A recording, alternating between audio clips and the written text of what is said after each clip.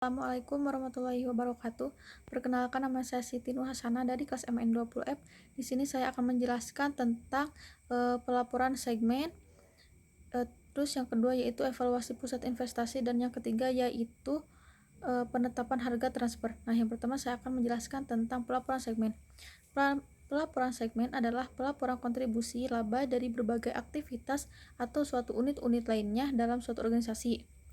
Pelaporan segmen yang disusun berdasarkan perhitungan biaya variabel menghasilkan evaluasi-evaluasi dan keputusan-keputusan yang lebih baik daripada yang disusun berdasarkan perhitungan biaya absorpsi.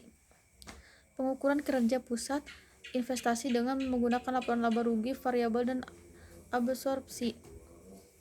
Dua metode perhitungan laba yaitu yang pertama ada perhitungan biaya variabel produk atau yaitu membebankan biaya produksi variabel ke produk.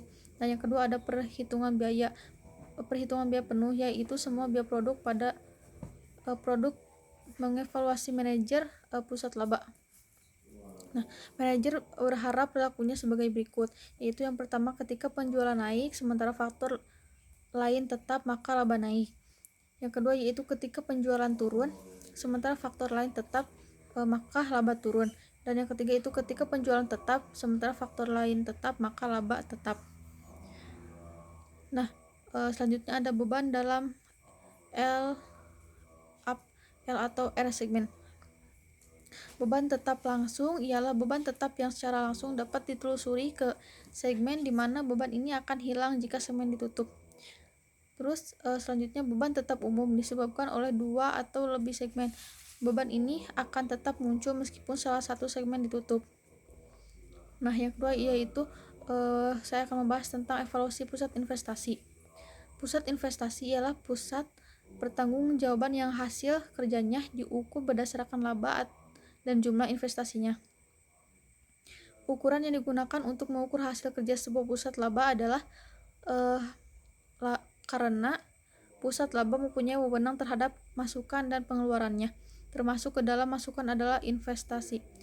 Tujuan dari pusat investasi yaitu diantaranya untuk memberikan informasi yang berupa dalam membuat keputusan penting mengenai aset yang digunakan dan untuk memacu para manajer untuk membuat keputusan yang menyalurkan kepentingan perusahaan dan untuk mengukur kinerja unit usaha sebagai suatu entitas usaha.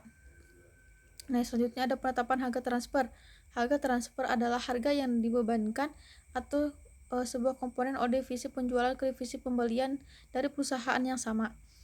Kegunaan harga transfer untuk memfokuskan perhatian pada manajer atas kinerja subunitnya sendiri, kemudian merencanakan dan mengkondisikan tindakan-tindakan dari subunit yang ada untuk memaksimalkan laba perusahaan secara keseluruhan.